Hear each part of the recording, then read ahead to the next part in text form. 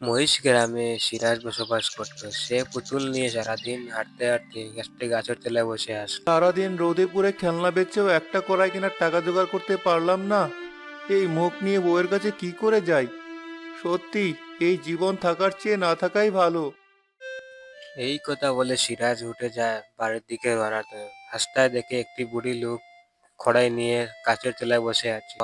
বুড়ি বলল, এদিকে আয় বাবা। কি বাবা, কি দেখছো অমন করে? নেবে নাকি কড়াই? নিলে আমার বড় উপকার হয়।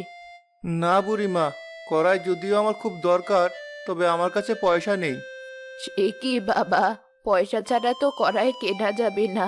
তবে এই কড়াই বয়ে আমাকে বহুদূর যেতে হবে। তুমি যদি এটা নাও, আমার সত্যি বড্ড উপকার হয়। না বুড়িমা, ইচ্ছে থাকলেও উপায় নেই।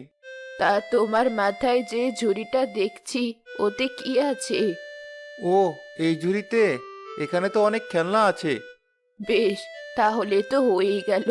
আমারও একটা খেলনার খুব প্রয়োজন। বাড়িতে এক ছোট্ট নাতি আছে। তাহলে তুমি বরং এই কড়াইয়ের বদলে আমায় একটা খেলনা দাও। সে কি বুড়িমা, তাই আবার হয় নাকি? তোমার অমন সুন্দর কড়াইয়ের দাম আমার এই সস্তা খেলনার দাম কি সমান? তুমি দেবে কিনা বলো দেখি। বলছি তো, এই কড়াই বয়ে নিয়ে যেতে আমার বড্ড কষ্ট হবে। আমার যা লাভের টাকা তা আগেই উঠে গেছে। এবার বলো দেখি নেবে কিনা। হ্যাঁ বুড়িমা, নেব না কেন? নেব তো অবশ্যই। এই দেখো, এই জুড়ি থেকে কোন খেলনাটা তোমার সবচেয়ে পছন্দ সেটাই নাও। তবু আমায় কড়াইটা দাও।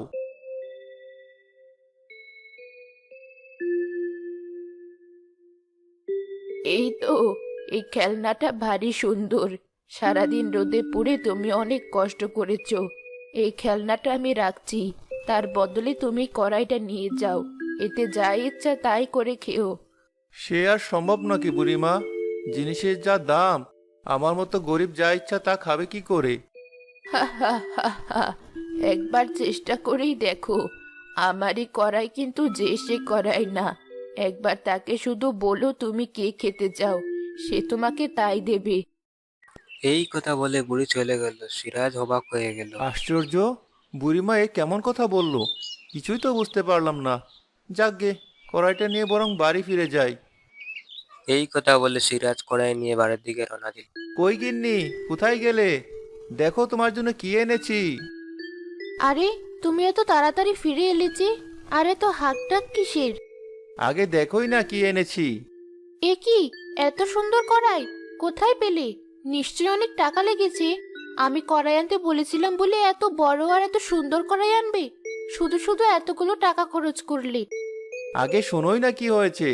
এটার জন্য আমার একটা টাকাও লাগেনি। সে কি, কি বলছো তুমি? হ্যাঁ, ঠিকই বলছি।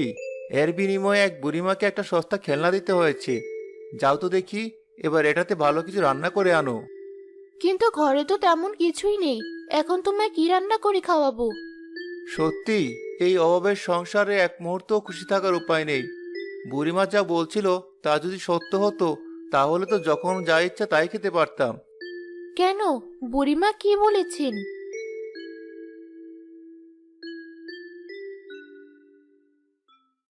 সব কথা উড়িয়ে কেন দিচ্ছ?